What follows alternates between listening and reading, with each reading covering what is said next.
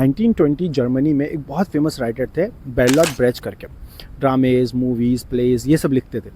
लेकिन वो कम्युनिस्ट थे। कम्युनिस्ट वो लोग होते हैं जिनका ये मानना होता है कि हमारी जो सोसाइटी है उसमें सबको सेम चीज़ होनी चाहिए। जैसे सेम हॉस्पिटल होना चाहिए ट्रीटमेंट्स के लिए, सेम एजुकेशन सिस्टम होना चाहिए अमीर गरीब सब के लिए।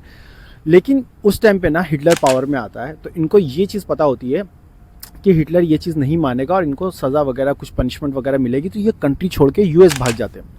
जब यूएस जाते हैं तो उनके जैसे बहुत सारे राइटर्स वहाँ पर होते हैं, तो ये सब मिल के ना एक ग्रुप बनाते हैं जिसका नाम होता है हॉलीवुड 19। और ये मूवीज़, प्लेज, ड्रामेज वगैरह लिखना चालू करते हैं, इनका चल रहा रहता है, लेकिन उतने सक्सेसफुल नहीं होते। 1947 में ये जो यूएस की कांग्रेस पार्टी होती है, ये सबको ना बुलाते हैं कोर्ट में कि भाई तुम ऐसा क्यों कर रहे हो।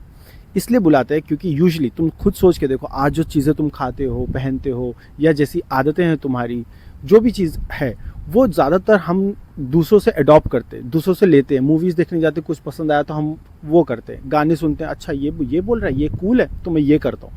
तो इस वजह से गवर्नमेंट को ये चीज़ें पता थी कि ये जो मूवीज़, प्लेस वगैरह लिख रहे हैं, इसका इम्पैक्ट है सोसाइटी में। लोग आगे चल के धरना वगैरह करेंगे कि नहीं भाई हमको बराबर का हक दो अमीरों के जैसा। इसलिए इन लोगों को बुलाना चालू किया कोर्ट में। और जो आर्ग्यू कर रहे थे इनके ग्रुप वाले, उनको पनिशमेंट मिलती थी। तो इन्होंने ये चीज़ देखी और समझा कि मैं पावर में नहीं हूँ तो मैं इनसे आर्ग्यू नहीं कर सकता। तो वो वहाँ पर गए, बहुत पोलाइटली बात की, घुमा फिरा के बात करते थे। इंग्लिश आती भी थी तो भी ना एक ट्रांसलेटर रखा हुआ था, बोलते थे मैं यूरोप से आया हूँ, मेरी इंग्लिश अच्छी नहीं है।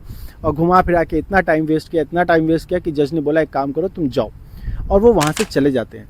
तो ये था पावर का law 22, use the surrender tactic, transform weakness into power. मगर अगर आपको पता है कि आप पावर में नहीं हो, आप वीक हो, तो उस टाइम आप झगड़ा मत करो, आप आर्ग्यू करने मत जाओ।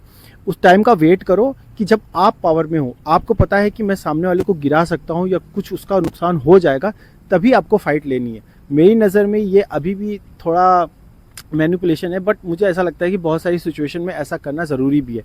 क्योंकि अगर मैं उतना पावरफुल नहीं हूँ तो मैं ज़बरदस्ती किसी से फाइट लेने नहीं जाऊँगा। तुम्हें क्या लगता है, तुम मुझे कमेंट में बताओ।